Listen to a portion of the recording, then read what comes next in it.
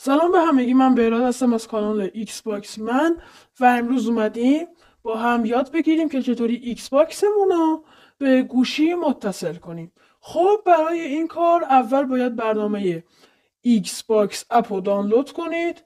میرین توی گوگلتون میزنید دانلود ایکس باکس اپ. از سایت های مختلف از هر کدوم که دانلود کردیم فرقی نداره. حالا ما مثلا از مایکت دانلود میکنیم. برو تو مایکت. خب نشد، من رفتم توی اپ بازار. کلا گفتم که از همه جا میتونین دانلود کنید. من قبلا دانلود کردم. خب میریم وارد برنامه بشین. خب وقتی که رفتین توش منتظر بشین تا بیاره. اول این صفحه رو میاره. اولین گزینه که با رنگ سبز مشخص شده رو بزنید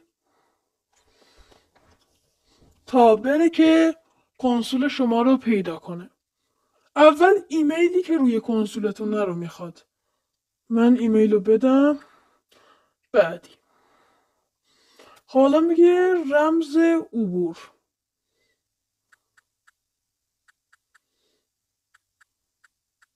خب حالا باید منتظر بمونید تا کنسول شما رو پیدا کنه و واردش بشه.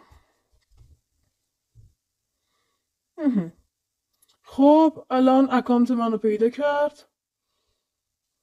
next. از اینجا ضبطه رو بزنین تا بیاد بیرون.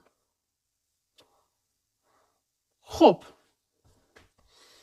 اینجا الان نشون میده که شما چند تا بازی داری. اینجا عکس و اینای اکانتتونه و چیزهای مختلف. حالا میخوایم چطوری به صفحه ایکس باکس همون وصل بشیم تا بتونیم باش بازی کنیم. وارد این میشیم. این که اینجاست میزنین روش. فعلا من وصلم ولی اولین بار برای شما اینجا رو میاره. روی این گزینه کلیک کنید و اینجا وقتی که هر دو گوشی و ایکس باکس به یه اینترنت وصل بودن اوکی رو بزنید میگرده و یه هواپیما میاره بذار که به کنسول شما متصل میشه. خب اینم بود از این ویدیو. فقط باید نتتون حتما قوی باشه. این ویدیو رو لایک کنید. اگه دوست داشتین کانال ما رو دنبال کنید تا یه ویدیوی دیگه. خدا نگهدار.